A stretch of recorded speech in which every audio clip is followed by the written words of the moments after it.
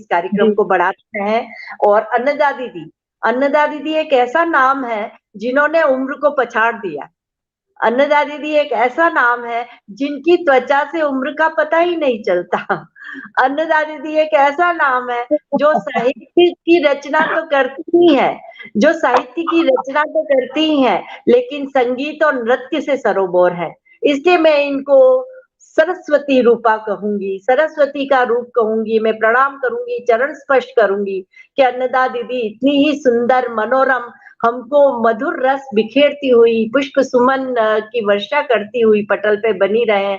और मैं इनके लिए एक श्लोक शास्त्रों में कहा है वो याद आता है मुझे कि प्रथम आयु में क्या करना चाहिए, द्वितीय आयु में क्या करना चाहिए, वृद्ध में क्या करना चाहिए, पर वृद्धावस्था तो आपको छू भी नहीं रही है और आपकी उम्र तो शायद मैं तो कभी नहीं संख्या को कभी जान नहीं पाऊंगी। तो प्रथमेनार्जिता विद्या, प्रथमेनार्जिता विद्या, द्वितीयेनार्जितं धनम। प्रथम उम्र में आपने विद्या ग्रहण नहीं की और द्वितीय उम्र के पड़ाव में आपने धन अर्जित नहीं किया। तृतीयेनार्जितं पुण्यम, और तृतीय उम्र में आपने पुण्य का स्मरण नहीं किया। चतुर्थे किम करिष्यति, चतुर्थ वय में जाते हुए आप क्या करेंगे। इसलिए आपने एक एक सीढ़ी को इतने सुंदरता से, इतने सोपान आपने चढ़े हैं और आप उस छत पर जाकर चांदनी बिखेर रही हैं। बहुत बहुत आपका आभार और बहुत बहुत स्वागत।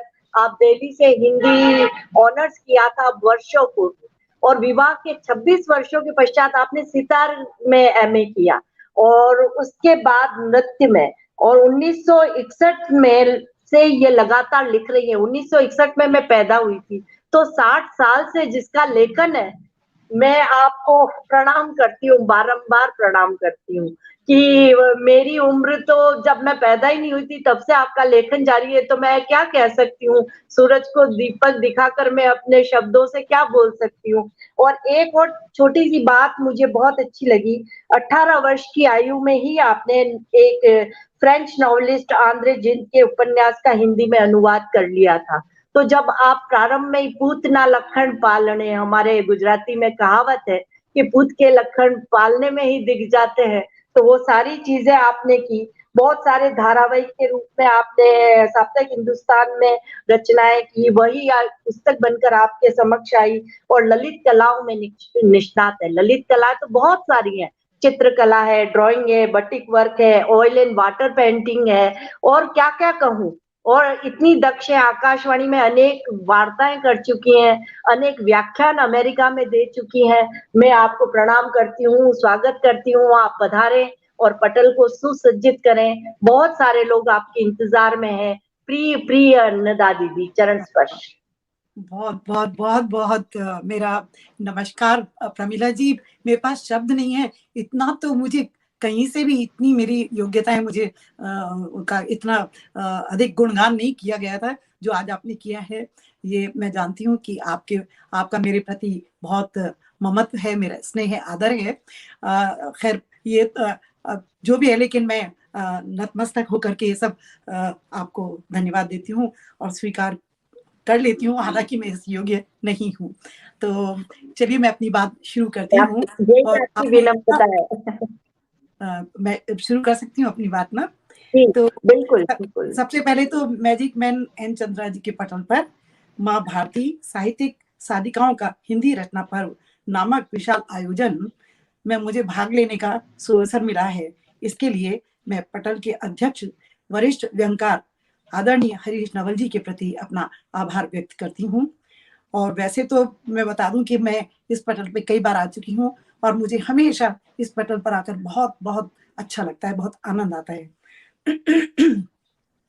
और इसके लिए मैं निदेशक आदरणीय नरेश चंद्र जोशी जी की, कार्यकारी निदेशक डॉक्टर नीलम वर्मा जी की, प्रबंध निदेशक आभा चौधरी जी तथा सह निदेशक नीता जोशी जी का भी अभिनंदन करती हूँ। प्रमिला शरद व्यास जी आपका तो इतना सुंदर संचालन है, हमेशा ही बहुत अच्छा होता है। और आप जो संस्कृत की, क्योंकि आप विद्वान हैं, तो आप जो उसमें जो संस्कृत के जो भी श्लोक हैं या जो भी उक्तियां सुनाती हैं, वो बहुत ही कर्णप्रिय लगती हैं। मेरा बहुत मन था कि मैं संस्कृत सीख पाती, यद्यपि बीए ऑनर्स में मैंने संस्कृत पढ़ी, लेकिन मैं उतना उसको मांझ नहीं पाई। तो चलिए, मैं अच्छा लगता है आप लोगों से सुन के। और बाकी देखिए, राजस्थान की हूँ तो आज मैंने सोचा कि प्रमीला जी हमारी राजस्थान की हैं, तो मैं भी आज राजस्थानी मोटर तो बहुत बहुत मोटना, बहुत सुंदर लग रहे हो आप। बहुत बहुत धन्यवाद। तो अब मैं बात अपनी शुरू करती हूँ। देखिए, माँ सरस्वती माँ का वंदन तो हो चुका है, तो मैं अभी उनकी वंदना नहीं करके उनको अपना सिर झुकाकर अपना आदर अर्पण करती हूँ। और एक बात मैं हमेशा अपना एक छोटा सा परिचय देना चाहती हूँ, वो इसलिए कि इससे मेरे नाम का जो सही उच्चारण है वो स्पष्ट हो जाता है, और मेरी कुछ बात भी सामने आ जाती है कि अपने नाम अन्नदा के अनुरूप साहित्य की उर्वर धरा पर कविता कहानी हर विधा की फसल उगाती हूँ। अपने नाम अन्नदा के अनुरूप साहित्य की उर्वर धरा पर कविता कहानी हर विधा की फसल उगाती हूँ। भावनाओं संवेदनाओं के लहलहाते खेतों पर खिलखिलाती धूप कभी छांव बन जाती हूँ, कभी अश्रुओं के जल में भिगोकर उद्गारों को दिल से दिल तक पहुंचाती हूँ। तो मेरा साहित्य सृजन का ध्येय भी यही है। तो ये मैंने परिचय दिया थोड़ा सा। तो अब मैं एक बात कहना चाहूंगी कि जिस तरह का एक अवसादपूर्ण वातावरण हमने इन पिछले कुछ सालों में देखा, तो मन बहुत दुखी हुआ, द्रवित हुआ, और दिल को झकझोर भी दिया इन सब घटनाओं ने। जिंदगी इतनी कठोर हो जाएगी, ये तो कभी सोचा नहीं था। इसलिए मेरे मन में आया कि मैं उससे इंटरव्यू लेकर जरा उसको टटोल सकूं कि क्यों ऐसा हुआ। तो मेरा ये शीर्षक है, जिंदगी से इंटरव्यू। मैंने जिंदगी से पूछा कि क्या करती हो। कभी दुख के हिचकोले तो कभी सुख के झूले में झुलाती हो, कभी शांत पानी में कंकड़ी मार तरंगे पैदा कर मौन भंग कर देती हो। निर्मोही बन कभी कहीं भी बच्चे बूढ़े जवान इंसान को मौत के आगोश में ले लेती हो। क्यों करती हो ऐसा? देखिए, प्रश्न एक पूछा था, लेकिन अनेक प्रश्न उसमें समाहित हो गए। क्यों करती हो ऐसा? इतनी क्रूर कैसे हो जाती हो? क्या दुख देना तुम्हें पसंद है? क्या कोलाहल तुम्हें पसंद है? क्या किसी का बिछोह करवा कर या किसी की अकाल मौत से आनंद मिलता है तुमको? ध्यान से सुनती रही जिंदगी मेरी बात, बिना क्रोधित हुई सुनती रही मेरे जज्बात। फिर धैर्य से बोली, मैं जिंदगी हूं, ना मैं क्रूर हूं, ना अत्याचारी, ना अशांति प्रिय। अगर मेरा काम है समझाना, सबको सबक देना। अगर मैं ऐसा ना करूं तो तुम कैसे समझोगे कि दुख क्या होता है और सुख क्या होता है, शांति अशांति, नीरवता और शोर में अंतर क्या होता है, जीना क्या होता है और मरना क्या होता है, सबसे मैं ही तो पहचान कराती हूँ। क्या बात। ये सब एक ही, फिर वो समझा रही है कि ये सब एक ही सिक्के के हैं दो पहलू, कभी चित तो कभी पट भी तो होगी ही। हार के बाद जीत, तो जीत के बाद हार तो होगी ही। तो फिर घबराना क्यों कर, मुझसे कतराना भी क्यों कर। दुआ मुझे दो कि बुरे समय पर भूले हुए ईश्वर की याद मैं ही दिलवाती हूँ। दुर्बल क्षणों में हिम्मत भी मैं ही बंधवाती हूँ। संगिनी हो तुम्हारी, साथ चलूंगी, अच्छा बुरा सब में साथ निभाऊंगी। मित्र हूँ तुम्हारी, चलो मिलाए हाथ, जब तक सांस है तब तक चलेंगे हम साथ साथ। तो ये मेरी जिंदगी से इंटरव्यू थी। मैं समाधान हो गया, हम किस पर दोषारोपण करें। तो ये इस आशय से मैंने ये रचना करी थी। अब मैं तुलसीदास जी के दोहों से बहुत प्रभावित हूँ, सभी होंगे, पर एक दोहा विशेष रूप से मुझे बड़ा अच्छा लगता है कि आवत ही हर्षे नहीं, नैनन नहीं सने, तुलसी तहा न जाइए, कंचन बरसे में। तो मैं हिम्मत की है कुछ दोहे लिखने की, तो मैं आपके सामने प्रस्तुत कर रही हूँ। नेह और उल्लास की बंद करो अब बात, मन मरुथल अब हो गए नैना सूखे पात। आवक जावक छोड़ दें, ये तो कोरोना ने ही करवा दिया, आवक जावक छोड़ दें, घर सोए मुंह ढाक, हर्ष और नेह को ढूंढिए अपने अंदर झांक। क्या बात। अब नेकी में है नहीं तनिक हमें विश्वास, अब नेकी में है नहीं तनिक हमें विश्वास, कर्म करें दिन रात बस बिना फलों की आस। वाह। तेरा मेरा कर हुई इस जीवन की शाम, हाथ लगा कुछ भी नहीं खेला हुआ तमाम। मंदिर करते दान सब, मंदिर करते दान सब, स्वार्थ सिद्ध हो जाए, प्रभु प्रसन्न जो हो गए फूलेगा व्यवसाय। वाह।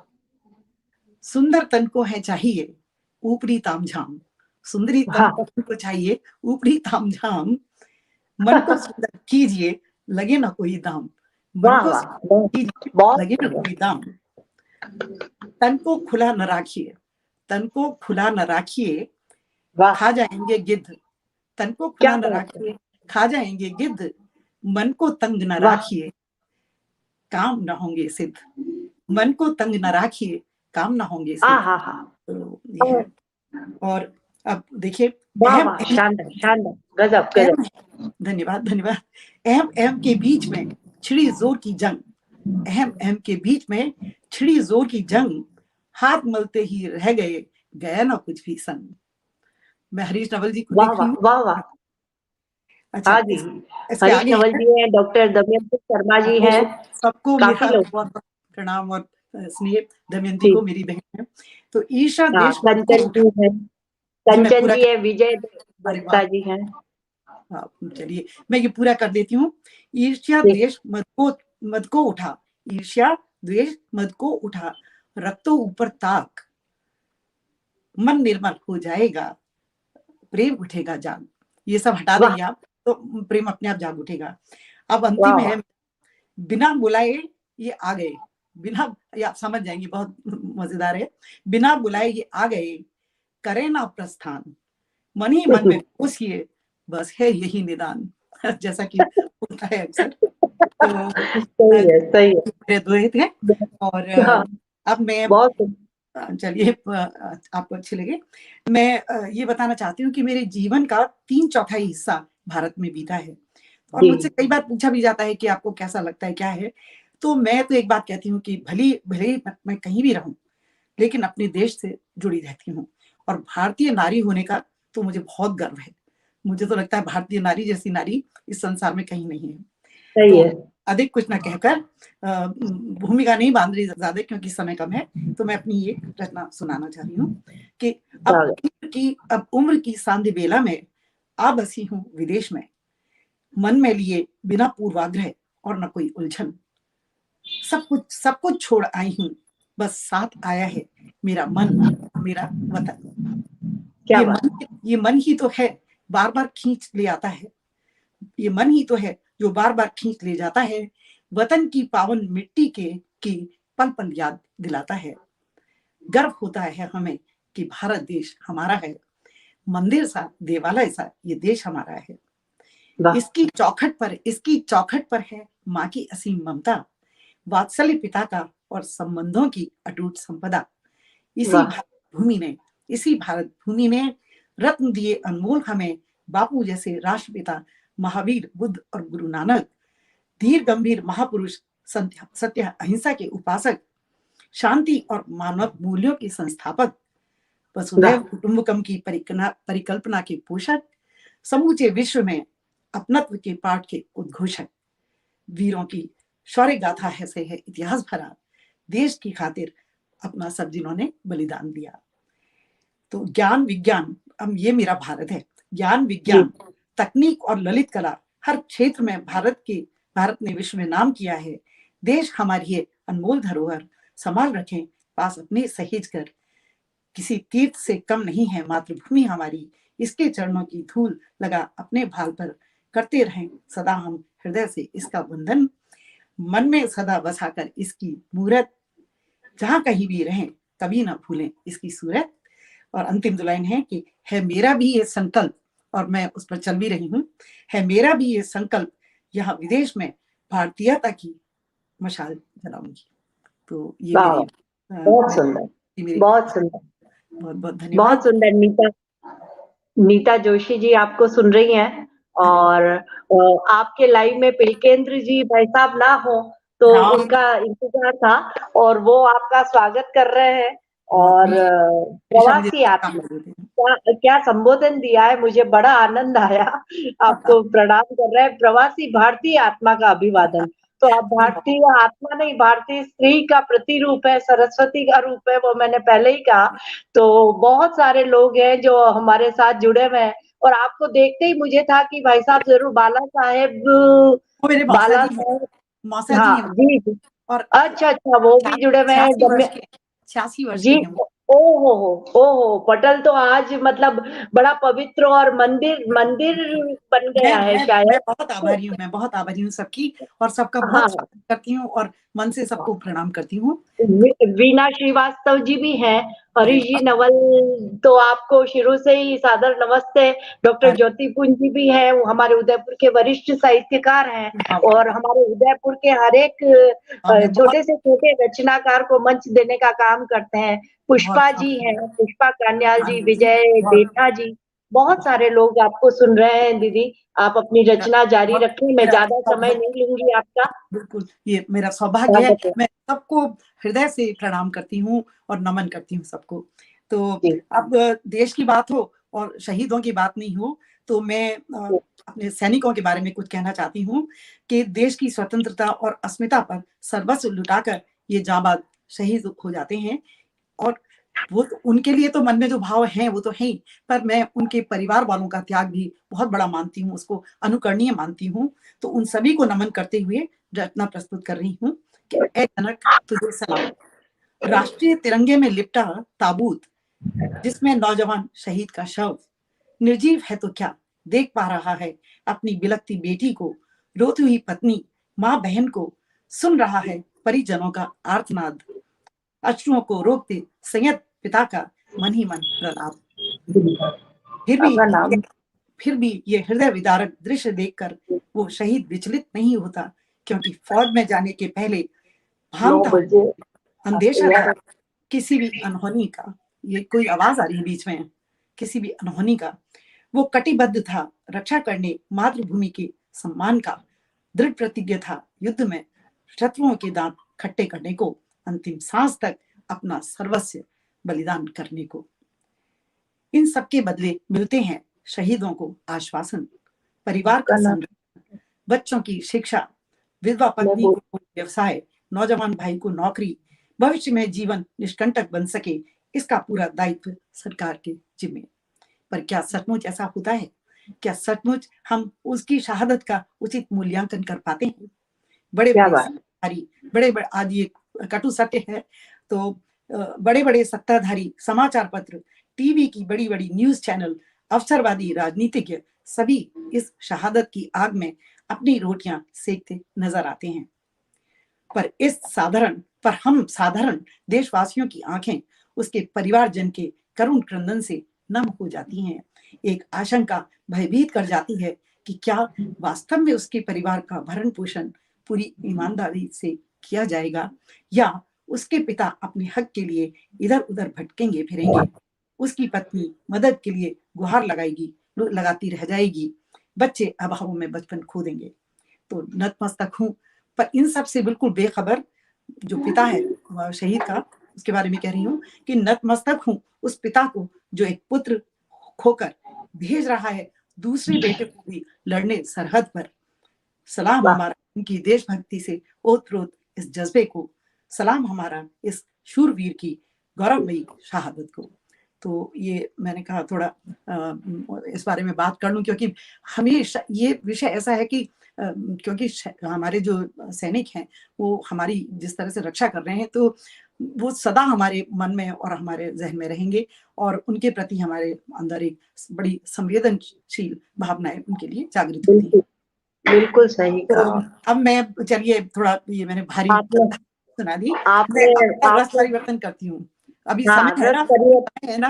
बिल्कुल आपके पास समय है और बहुत सारे लोगों के साथ-साथ मेरे पतिदेव जो मेवाड़ राजघराने के पंडित हैं, वो वाह, भी आपको देख रहे हैं और वाह, या देवी सर्वभूतेषु शक्ति रूपेण संस्थिता नमस्तस्यै नमस्तस्यै नमस्तस्यै नमो नमः लिख रहे हैं। आप कमेंट बाद में बहुत पढ़ेंगे तो आपको लगेगा। तो मेरा मुझे उनको लग रहा नमन। है कि आप तक पहुँचा ही दूँ मैं। अरे पंडित शब्देन्दु शेखर व्यास वो देख रहे हैं मेरा और मुझे मेरा इस बात की खुशी है कि अरे वो हर बार मेरा जब भी लाइव होता है तो बहुत कम यहाँ रहते हैं, कहीं न कहीं होते हैं। आज वो घर में ही है और वो अन्नदा दीदी की मैं हमेशा तारीफ़ करती हूँ, तो आज उन्हें भी बहुत अच्छा लग रहा है तो देखिए, कि ये तो पर्सन देख पा रहा है। आपके सौभाग्य के साथ मेरा भी सौभाग्य है कि आज वो मुझे देख रहे हैं लाइव। हाँ, मैं जी, उनको जी। इतनी प्यारी उन्होंने जी, जो अभी ये जी और उसके लिए मैं आभा जी चौधरी भी हैं और पिलकेंद्र जी यहाँ पे कह रहे हैं कि मुझे डॉलर मिलते हैं इसलिए मैं उपस्थित रहता हूँ। तो मेरे को भी कभी-कभी डॉलर कभी-कभी भेज दीजिएगा तो मैं भी आ जाऊँगी कभी-कभी आपके आपने पटल पर। आपने आपने कभी और प्रोग्राम सुने होंगे, उसमें पुलकेंद्र जी और मेरी चुटकियां ऐसे ही चलती वह रहती हैं। बहुत मैं पढ़ती हूँ और हमेशा सुनती हूँ और आज मुझे ये और शेयर करने मिल रहा है तो मुझे लग रहा है कि कुछ न कुछ मैं भी उस रस को पान कर पा रही हूँ और जी आप अपनी रचना पढ़ें, आपका टाइम मैं लेना नहीं चाहती। जी बाकी हाँ, 2 पंक्तियाँ शहीदों के लिए मुझे वो लता जी की याद आ रही थी, जो समर में हो गए अमर मैं उनकी याद में गा रही हूँ आज श्रद्धा गीत धन्यवाद में। तो ये मैं गाती कभी और सुनाऊँगी मैं आपको, आप सुनाएँ अभी। अब आपने गाने की बात कही तो आप तो बहुत मधुर गाती हैं और सीखा भी हुआ है आपने। तो मैं तो संगीत इसलिए नहीं सीख पाई कि थोड़ा अपने गले के प्रति थोड़ी मैं कॉन्शियस थी। लेकिन अब मैंने गज़ल लिखी है। अब गज़ल लिखी है तो पता नहीं, मुझे ऐसा लगता है कि गज़ल बिना तरन्नुम के नहीं गाई जाए। गा लो तो अच्छा है, लेकिन मैं बहुत ज़्यादा क्षमा के साथ आप सबसे बिल्कुल ये अपनी बात रख रही हूँ कि मेरा गला बिल्कुल चल नहीं पाता, हो सकता है रुक भी जाए बीच में, लेकिन फिर भी मैं हिमाकत कर रही हूँ। तो और मेरी कमियों को आप थोड़ा नज़रअंदाज कर दीजिएगा। तो आप स्वर पे न जाएँ, भाव प्रमुख है, आप तो पढ़ें। चलिए, तो ये है कि जो दिल में दिल की बातें हैं, जो दिल में दिल की बातें हैं, वो अक्सर छटपटाती हैं। जो दिल में दिल की बातें हैं, वो अक्सर छटपटाती हैं। निकल कर बाहर आने को, निकल कर बाहर आने को, वो अक्सर कसमसाती है। जो दिल में दिल की बातें हैं, वो एक पल चुप नहीं रहती, वो अक्सर बुदबुदाती है। वो एक पल चुप नहीं रहती, वो अक्सर बुदबुदाती है। जुबां पर आते आते ही, जुबां पर आते आते ही, वो अक्सर सहम जाती है। जो दिल में दिल की बातें हैं, हंसाती हैं तो आकर वो अक्सर गुदगुदाती है। हंसाती हैं जो आकर वो अक्सर गुदगुदाती है। रुलाती हैं तो आँखों में, रुलाती हैं तो आँखों में, वो अक्सर सैलाब लाती हैं। जो दिल में दिल की बातें हैं, शक्ल से करके यादों की वो अक्सर नींद उड़ाती है। शक्ल ले करके यादों की वो अक्सर नींद उड़ाती है। अतीत को सामने लाकर, अतीत को सामने लाकर वो अक्सर चलचित्र दिखाती है। जो दिल में दिल की बातें हैं। ये अंतिम है। बहुत शुक्र है पैरा है उन पर, नहीं तो गुल खिला जाती। शुक्र है पैरा है उन पर, नहीं तो गुल खिला जाती। निकल कर बाहर आती तो, निकल कर बाहर आती तो, वो अक्सर तूफान मचा जाती। निकल कर बाहर आती तो, वो अक्सर तूफान मचा जाती। जो दिल में दिल की बातें हैं, वो अक्सर छटपटाती हैं। जो दिल में दिल की बातें हिम्मत हैं। करी गई। कितना सुंदर आपने गाया, और आप कह रहे हैं कि इतना इतना अच्छा सा वो लग गया। आभा मेहता जी लिख रही हैं, पुष्पा जी लिख रहे हैं, सबको बहुत सुंदर लग रहा है। पिलकेंद्री जी के लिए बहुत शानदार मार्मिक रचना, और बहुत सारी तारीफ हो रही है आपकी, तारीफ के काबिल है आप। मेरा मेरा और ये मेरा सौभाग्य है। मैं सबके प्रति आपके नम्र। पास आपके पास समय है और रचना पढ़ी है। भूपेंद्र कौर मदान जी, विजय देथा जी, और भी काफी लोग जुड़े हुए हैं। जो मुझे नजर आ रहे हैं मैं बता रही हूँ, और मैं सभी लोगों से जिनका मैं नाम नहीं ले पाई हूँ, मैं क्षमा चाहूंगी। उनके कमेंट्स पढ़ के हम फिर से रिप्लाई करेंगे, फिर से बात करेंगे, और मैं धन्यवाद तो देती हूँ। और अन्नदा दीदी, मुझे आप बताएंगी कि कितना समय है मेरे पास, तो मैं उस हिसाब से आपके पास 5 मिनट है, आप पढ़िए। और डॉक्टर सिम्मी सिंह जी आगे का कार्यक्रम संचालन करेंगी, आप पढ़िए, स्वागत अच्छा, है। तो मैं अपनी लंबी कविता 2-3 है वो छोड़ रही हूँ। जी और जी मैं, जी क्योंकि चुनाव का माहौल है, तो उस पर जी मैंने कविता लिखी है, कुछ जी पंक्तियां जी लिखी हैं। तो राजनीतिक उठापटक में तो आप देखते हैं कितना विभत्स दृश्य देखने को मिलता है। तो इसी तरह के ये वाहरे चुनाव। जी चुनाव चुनाव के बाजार में सजी अनेक दुकान, चुनाव के बाजार में सजी अनेक दुकान, जिनमें अभद्रता, असभ्यता, असहिष्णुता, असंवेदनशीलता, अनुशासनहीनता, सब बिक रहे हैं कौड़ी के दाम। ये जो सब मैंने अभी नाम लिए, सब बिक रहे हैं कौड़ी के दाम। बड़े बड़े नेता विधायक और दलों के उम्मीदवार खरीद रहे हैं इन्हें थोक से। बड़े बड़े नेता विधायक और दलों के उम्मीदवार खरीद रहे हैं इन्हें थोक से, बना रहे हैं अपने हथियार। आपने देखा ये किस तरह की भाषा का प्रयोग होता है। दिवंगतों के मुर्दे उखाड़, दिवंगतों के मुर्दे उखाड़, मुख्य मुद्दों से पल्ला झाड़, अपनी धुंधुवी बजा रहे हैं, चिल्ला रहे हैं गला फाड़। इतना गिरता स्तर और गंदगी देखकर जनता है हैरान, और पूछने को तत्पर, कहाँ गया स्वच्छ भारत का नारा, कहाँ गया वो स्वच्छता अभियान। तो ये मैंने लिखी थी।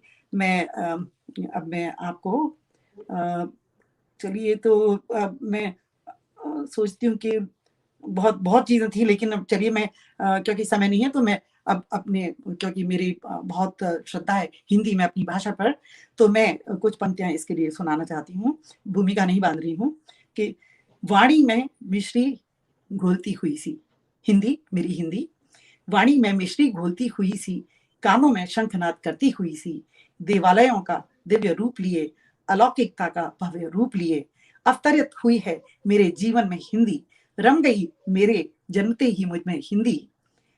तो तोतली सी, टूटी फूटी प्यारी सी, पहली जो बोली थी वो थी हिंदी। है भाषा मेरी हिंदी, समझ गई मैं, भावनाओं की जुबान है समझ गई मैं, माँ जैसी ममता पाई तो समझ गई मैं, मातृभाषा है हिंदी मेरी, समझ गई मैं। मेरे अस्तित्व का एहसास है हिंदी, मेरे व्यक्तित्व का विकास है हिंदी, मेरी उपलब्धियों का हिसाब है हिंदी, जो भी है मेरा सर्वस्व है हिंदी। माँ सरस्वती का वरदान है हिंदी, भारतीय संस्कृति की पहचान है हिंदी, शब्दों का अक्षुण अमिट कोश है हिंदी, विश्व में सबसे समृद्ध और देश वैभवशाली है हिंदी, देश में है, विश्व में है सबसे समृद्ध और वैभवशाली है हिंदी। उपकार बहुत हैं मुझ पर हिंदी के, मैं चाहती हूँ कुछ सर्जन करके संतोष मिले कुछ अर्पण करके, और वही बात कहती हूँ कि विदेश में रहकर हिंदी की भी मशाल जलाऊंगी और भारत माँ के भाल पर लगी बिंदी को रत्ती माँ भाव पहुंचाऊंगी। तो ये मेरी कविता थी। और कह मुकरियां भी लिखी है लेकिन उसका समय नहीं है, तो मैं क्योंकि अंतर्राष्ट्रीय महिला दिवस आ रहा है तो मैं जल्दी से उस पर कुछ पंक्तियां सुना दूं। क्या है समय? में सुना सकती हूँ? 2 मिनट स्वागत है मैम, 2 मिनट सुना दीजिए आप। ओके, तो चलिए भूमिका नहीं है। जी। सोचती हूँ बहादुर तो हूं मैं, सोचती हूँ बहादुर तो हूं मैं, औरत होकर भी खुश हूं मैं। सोचती हूँ बहादुर तो हूं मैं, औरत होकर भी खुश हूं मैं। तभी तो ये पूछे जाने पर कि अगले जन्म में क्या पसंद करोगी, पुरुष बनना या महिला, तो मैंने तपाक से जवाब दिया महिला। पूछने वाला पुरुष था, सोचने को मजबूर हो गया, ऐसा क्यों? पुरुष सत्ता वर्चस्वता की ऐसी अवहेलना। जी हाँ, समय बदल गया है, अच्छी तरह समझ लेना। नहीं है वो अबला नारी, सक्षम है वो हर अस्त्र शस्त्र से सुसज्जित, अनेक पवित्र रूपों में वो है सुशोभित। भगवान ने भी माँ की ऊंची पदवी देकर अपने रूप में ही उसे पुजवाया है। तो मत आंको कम अस्तित्व किसी नारी का, नारी शक्ति को पहचानो, सम्मान करो नारी का, वरना नहीं खींच पाओगे अकेले तुम रथ जीवन का। तो इसी के साथ कुछ ये 4-5 पंक्तियां और हैं कि 365 दिन में से क्यों एक दिन निकाल हमें बनाया खास। 365 दिन में से क्यों एक दिन निकाल हमें बनाया खास। क्या कठिन है पूरे वर्ष नारी के वजूद को स्वीकार करने का एहसास, जो एक दिन आपने चुना है। तो मत बांधो किसी दायरे में हमको, मत बांधो किसी दायरे में हमको, खुला रहने दो हमारा खाता, छोड़ देवे का चक्कर, बने रहने दो हमें राष्ट्र निर्माता। जो 365 दिन हमारे हैं, क्यों उसमें से एक दिन निकाल दिया, फिर उस दिन क्यों हमारी संस्कृति पर पाश्चात्य संस्कृति का मुखौटा डाल दिया। तो ये मैंने अपने मन की बात कही और प्रयत्न किया था कि विभिन्न रसों की आपको अपनी रचनाएं सुना सकूं, पर समय तो बड़ी तेजी से दौड़ता है, इसलिए मेरी बहुत सारी रचनाएं रह गई हैं, लेकिन वो फिर कभी। और मैं बहुत आभारी हूँ पटेल का और प्रमिला जी आपका और हरीश नवल जी का, जिन्होंने मुझे ये एक इतना बड़ा अवसर दिया इस महापर्व का पर अपनी कुछ रचनाएं सुनाने का। बहुत आभारी हूँ और शायद समय हो गया है, सबको प्रणाम करती हूँ। बहुत बहुत आभार मैम, आपने हिंदी के प्रति, नारी के प्रति बहुत अच्छे विचार, बहुत अच्छी अभिव्यक्ति दी। आप इस पटल से जुड़े और हमें भी आपके सुनने का मौका मिला। बहुत बहुत आभार आपका। धन्यवाद। धन्यवाद मैम। नमस्कार।